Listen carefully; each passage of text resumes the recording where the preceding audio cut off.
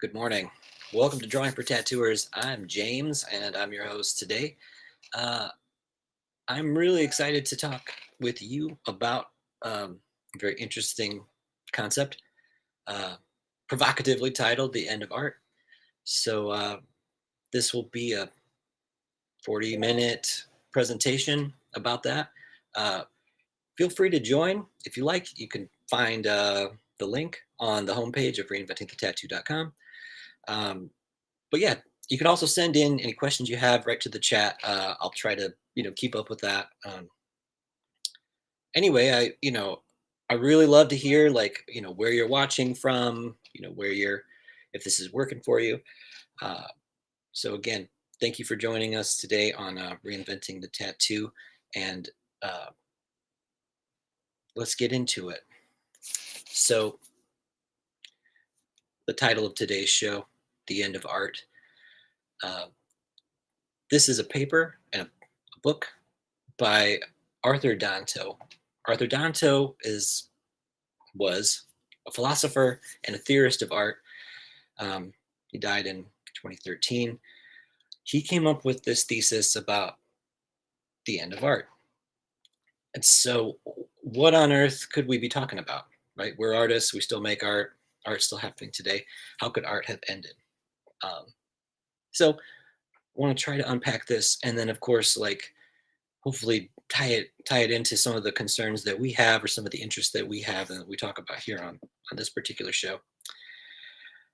All right, so to begin, um, Arthur Danto wrote this paper, The End of Art, and it was a defense of his thesis of how art has ended after the end of art. So he talks about how um, history is a narrative, it's a story. Narratives can only be written after the end. Otherwise, you're really just keeping a diary, as it were. So, what Danto is really after here is to find a definition of art that is always true in every case. There's another philosopher named Wittgenstein.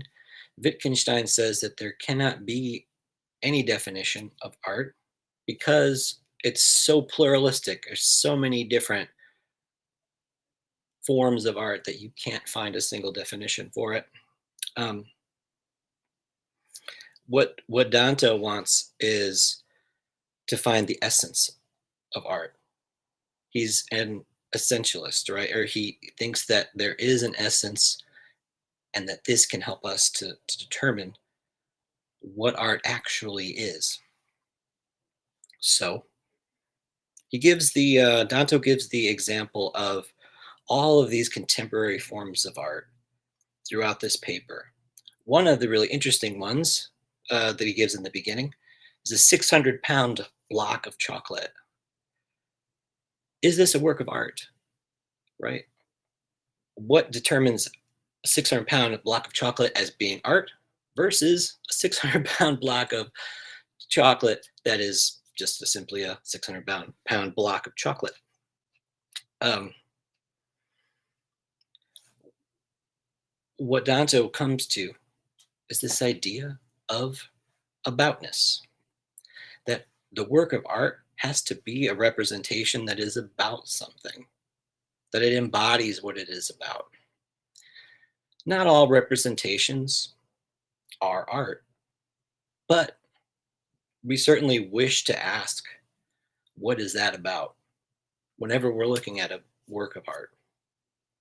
So, let me see here. Getting some alerts. Anyway, apologies. Um, so,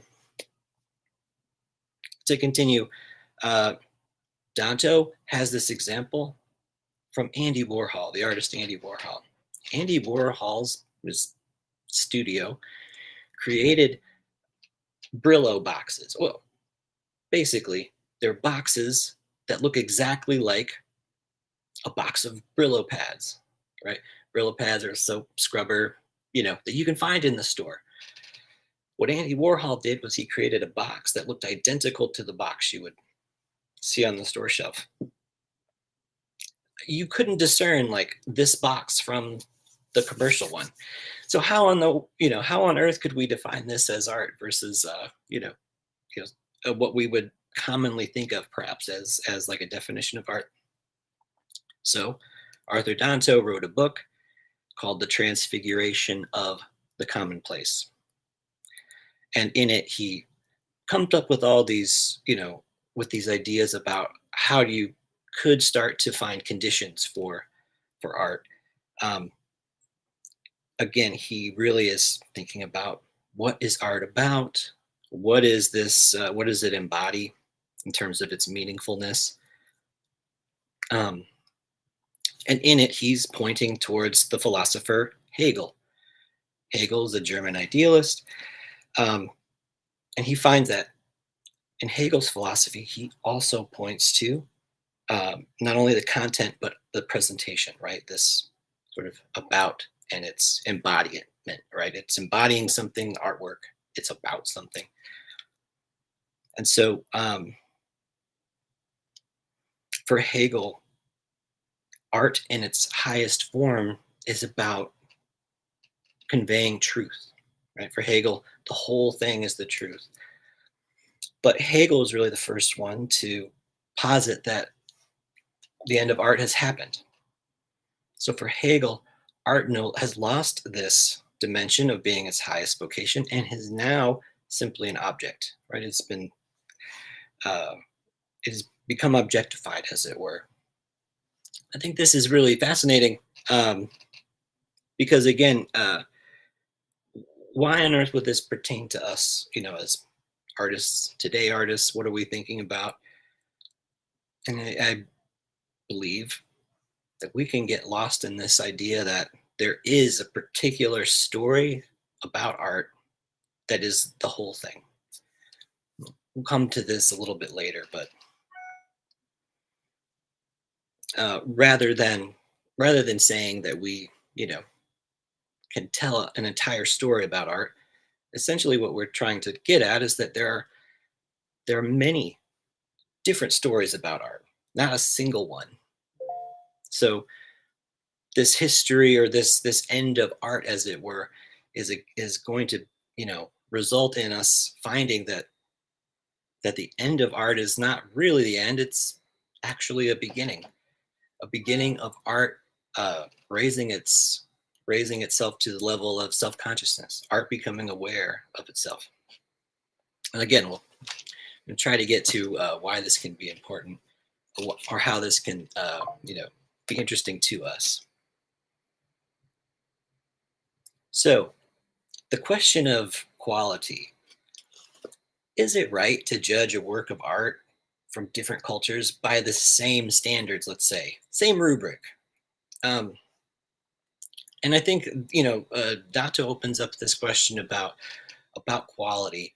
It's an important one because, of course, we're going to look at different works of art, and there is going to be a sense of ranking. Like, we one would look at a particular work of art. They might value it more than another, right? Or they might value it less than some others, whatever the case may be. Uh, but this, again, doesn't go into this definition of what art is, its quality. It can have a quality, it can have a certain determinative, like, dimension that we would say this is good or this is not. Yeah. So we can't define art by this rubric of quality. We can't say like it's a certain quality, so thus it is art. Um, Instead, how we judge it, right? There's a certain subjectivity. There's a certain amount of like social convention that we may use, but this can't be true for all things at all times, right? This is what Danto is after, right? This sort of essentialist definition of art. What is true about it at all times? And so, again, quality is again an important point, but not one that makes it into this overall definition that we're working with here, um, right? And so, again, we turn to Hegel, and for Hegel, um, in the 1870s, he couldn't have imagined, something like abstract art. Uh, who could have imagined that in the 1800s, right? But it turns out, we know if you're an image maker, if you make art, that you always begin with some abstraction, right? There's always some shape or something like that. You start with a line or a point, whatever you end up beginning with. So, in a sense, abstract art has always existed. It just wasn't always aware of itself. It wasn't always aware that it did exist, which I think is it's so funny. It's so interesting to think of it. Um, but again, you know, quality doesn't suffice, for this definition of art. It's important, but it's not what art is about. Um, Throughout, this development, Anto does admit that it needs more thought, right? Like that embodiment itself. Um, he gives the example of a crucifixion scene. The body of Christ is represented through the blood, through luminosity in the painting, so on and so forth. This is an embodiment. But what does the cube in a cubist painting? What does that embody? It needs more thinking. But again, there's this was a start for him. This is a start for us, I think, in this conceptual journey. Um, right. So Dante doesn't include quality. He also doesn't include aesthetics, like the sense of beauty, as that is that's the thing that makes art art. He doesn't say that that is the case. This might seem strange. Uh, how on earth? How on earth? Now, certainly, like a work of art could be evocative of beauty. It can give us this real sense of, something enigmatic, the divine, the sublime, if you like. But Danto points to the example of Marcel Duchamp. Duchamp is a really famous artist. He was a Dadaist artist. And Duchamp's mission really seemed to be to sunder, sort of dissolve this relationship between, you know, aesthetics and art itself. And so Duchamp, an artist, he made what's called ready-mades. He used ready-mades in his art production. So he would take everyday objects and put them in the place of art. So, for instance, take a comb, right, like a hair comb, or a snow shovel, whatever you'd like. Now, it might very well be that these were novel expressions. Right? The first time that you ever saw, uh, hmm, the first time that you ever saw a comb in the gallery or in the museum, first time it was ever presented, or maybe it was the first time you ever seen one that you've ever seen one in the first place. Um, at a certain point, that would become exhausted. But what Danto gets to here is that what remains is what is left after the subtraction of this sensuousness, right? So I think what we're pointing to here is that if you see this object that seems like an everyday thing, the Brillo box that we were talking about earlier, or like a hair comb or a snow shovel or something, after you subtract its sensuous appearance, what it is, what's left? And so it could be something that's very mysterious to you, right? Could be mysterious. Why is this art? Why is this considered art? Why is this here? Um, or it could be the sense of novelty. Wow, it's the first time I've seen that was so bold and daring for you to use this object. But there's something more, something, a shape, a gestalt of something that is remaining after you've uh, sort of gone past its appearance. And I know that may sound funny, but again, I think you know, think about art that you would question. Like, is this art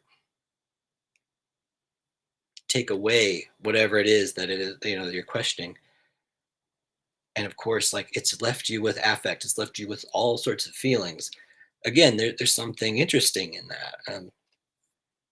So uh,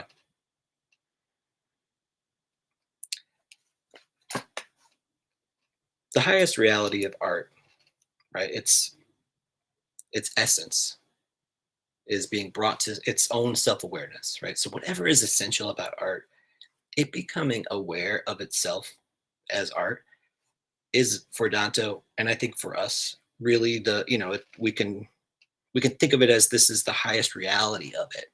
That art itself becomes aware that it's art. Um, so we're getting to is is not that art turns into philosophy, but rather that art and philosophy go in separate directions. Right at this point, art and philosophy, they divert from one another. What this means is that art doesn't have to be understood philosophically. Instead, art is free to pursue its own ends. This means that artists are free to make the type of art that they want. Art is liberated, right, from the need to understand itself philosophically. It's the duty of philosophy to define art, but it's the duty of art to make itself, right? For artists and for patrons to come up with, you know, with new art forms, with new ways of approaching art. And what this is essentially is, and freedom is terrifying. Freedom is terrifying. Why? Because there is nobody there to guarantee for you what art is. Nobody's is going to give you this assuredness that this exactly is art. Instead, you have the obligation to keep making it or to tell stories about it if that's what you like. But that is what the end of art is about, is that there isn't a whole truth. There isn't a story that tells the whole story about art, right? The whole is the truth, right? The whole thing. That's what's true. But there isn't a one single story that tells us this whole story, this whole truth. Instead, there's all of us making art. There's all of the people telling stories about it. And again, to kind of go back to our initial thought, that a story can only be told after the fact. It has to be over for you to be able to tell the story about it. Otherwise, again, you're just keeping a diary, right? If you're just taking notes, if you're just taking notes about what you think is going to be important, that's those are important, right? It's a diary, though. It's not the story. So the task of deciphering art becomes the duty of philosophy, as it were, the job of philosophy. Um, so this is a pluralism, right? That there are so many different ways of experiencing art or expressing art. Um, this is the world that we live in after the end of art. After the end of art, there's a whole plethora, right, of various approaches. It is almost never ending, but in a world where anything can be art, it's important to note that not everything is art. I think this is crucial. That instead of saying, like, everything's art, then art has lost all of its essence. It's lost all of its specialness. Instead, we have to maintain that anything can be art, but not everything is. So again, we're still searching for this definition. Um, And so um, Danto places this history of art in the position of, I'm going to use a term here, uh, Bildungsroman. Uh, this is really just another word for like a novel, like a story, right? A Bildungsroman is a word that describes a novel that tells the story of a hero or a heroine, whatever, and their journey through their formative years, right? Their spiritual growth. It's meant to be instructive for us and how to proceed, how to like live your life. So we look at the history of art. That's the way that we're supposed to approach it according to Danto. And this makes sense, right? We look at the lives of artists that we admire, for instance, and we're thinking about how does that relate to my story, to my narrative, the one that I'm currently telling myself. um, but you know, this idea of a story that is instructive for us again can be seen in Hegel. Hegel wrote a book called The Phenomenology of Spirit. This book is a crazy book, but ultimately it tells the story of a hero or heroine. In this term, Geist, and that's the story of Geist or spirit, like becoming aware of its own nature, right? Of spirit as spirit, it knows itself. These are especially manifest when it makes mistakes. When we make mistakes, we really start to learn about our nature. We really start to learn about, when we get it wrong. That's when we could start to understand. Mhm. So, thus, for Hegel, art invites us to intellectual consideration, right? Uh, this helps us understand, like, when we ask this question, like, but is that art? Like, is that something art? We may very well, we're thinking about art critically at that point. We're not sure if we accept this as a work of art. We are thinking critically. We are thinking about trying to define it, what art is.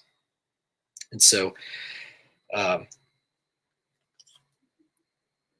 again, thinking about, is this art? Does it have an aboutness, right? What is it about? Uh, um, and so the art that has kind of attained this sort of self-awareness, um, art knows itself. Uh, this again, gets us past this point of thinking that is probably fairly historical. And again, I would almost imagine, or I would say that we probably there are some of us who probably still think this way, right? And that art, right, can convey truth through the senses without thinking. Which like if it is, we're going to say it imitates nature. The word for that is mimetic. If you were to paint a painting, draw a drawing, any kind of image that you like, if it's so close to natural, if it so closely emulates nature, is it conveying truth in some way? And so, what we're trying to unpack here is this idea that that this doesn't work anymore. That instead we are compelled to think about art conceptually. We're thinking about it. We have to perceive this sensuous appearance of art, whatever it may be. And we have to. It has to be evocative of some thinking. It has to provoke us in some way to think thoughts, to feel things.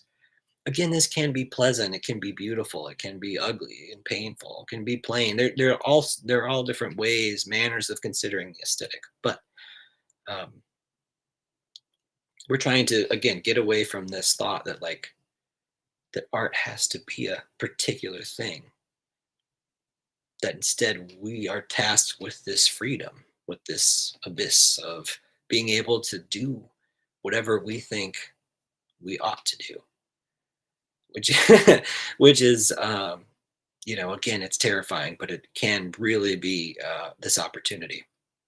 um, so Danto goes into an explanation about, or an examination if you like, about craft. Does a beautiful craft equate to art? And again, he's gonna you know he's gonna unpack this, and through his explanation about you know craft and art, it's not that it's just that it's beautiful that it is art, but rather that beautiful craft of course can be art, but it must have a certain level of it must embody its aboutness, it must be about something. So for instance, uh, Danto, the author of this text we're talking about, gives the example of glass artist Dale Chihuly.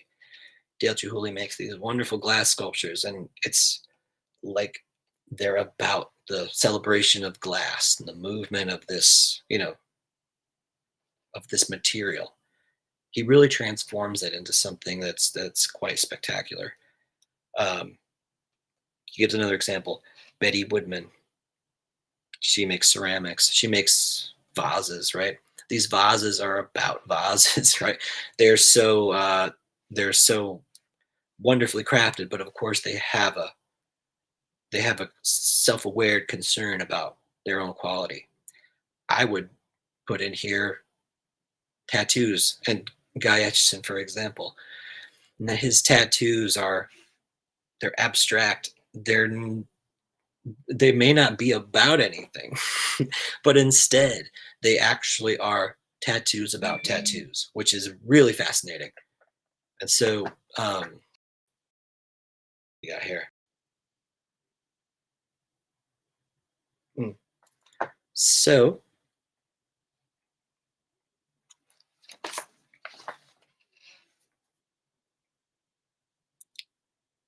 the end of art is not to be confused with the death of painting.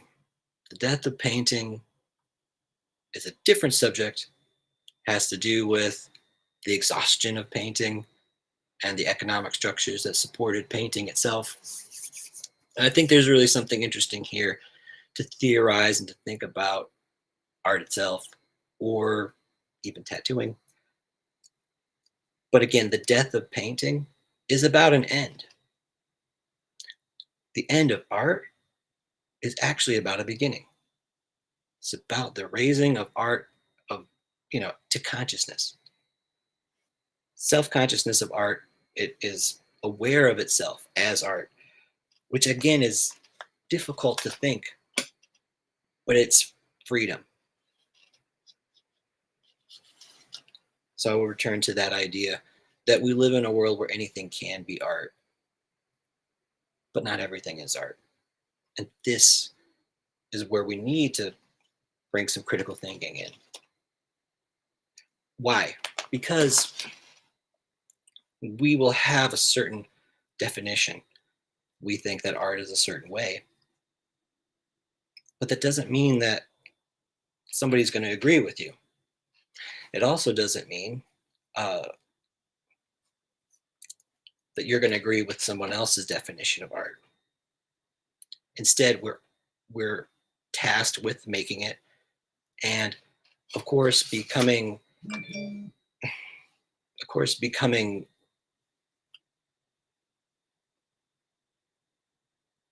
the makers of this future art.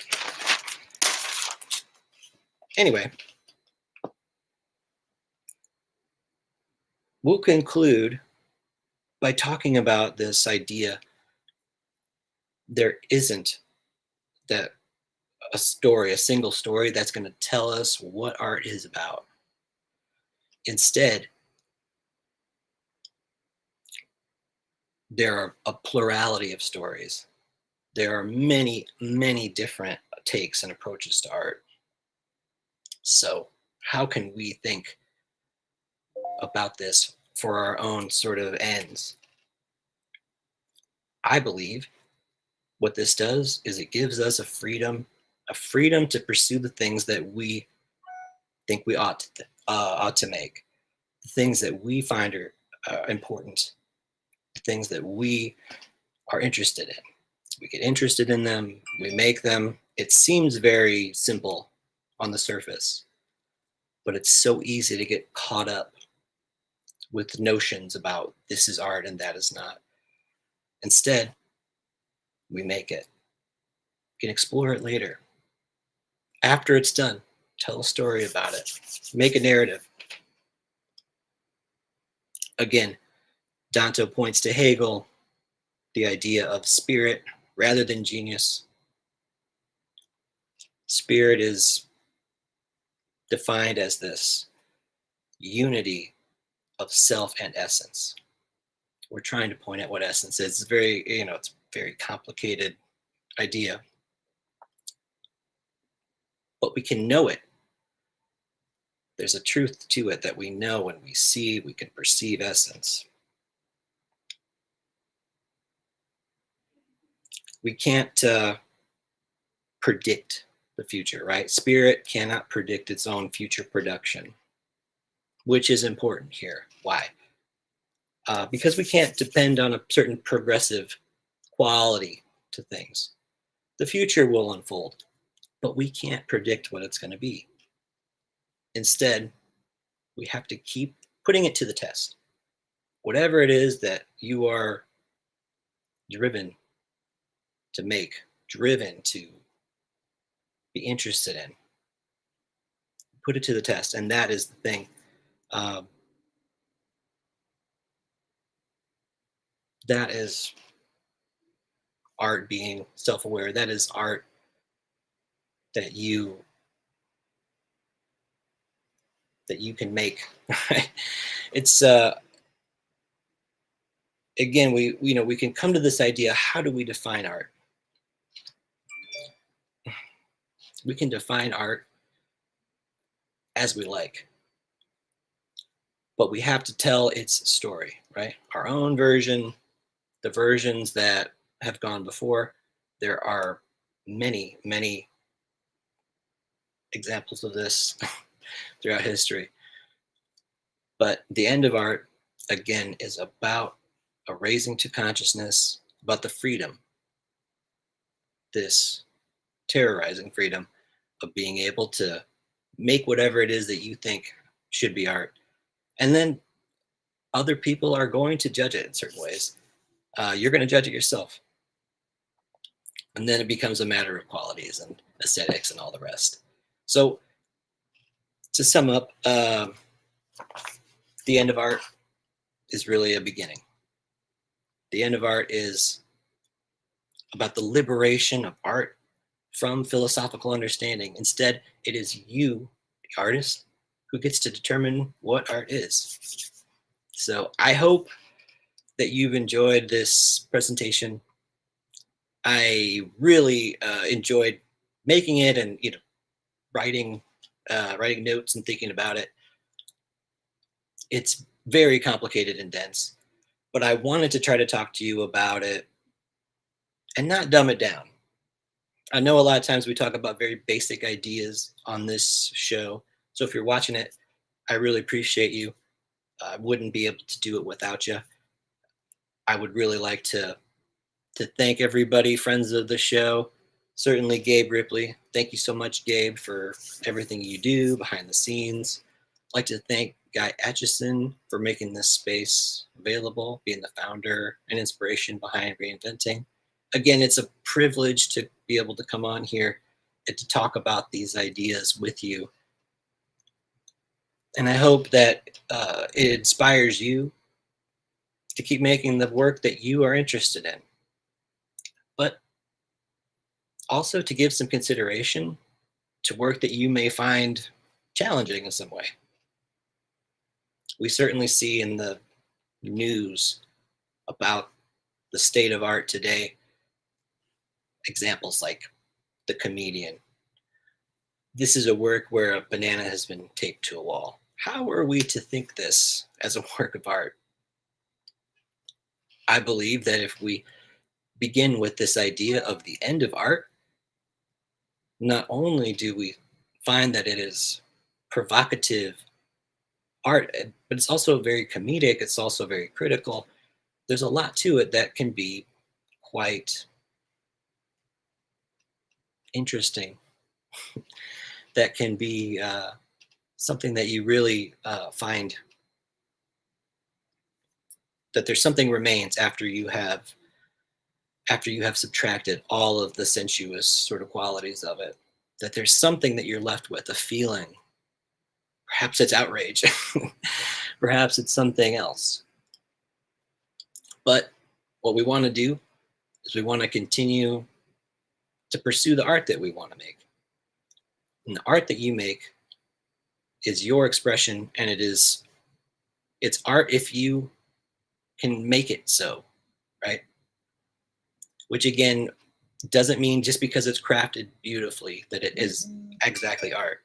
Instead, uh, there has to be sort of essence that comes from you and is expressed in this artwork. And I think the only way you can do it, you can't actually force that. The only way you can do it is through constant work and through constant making of it.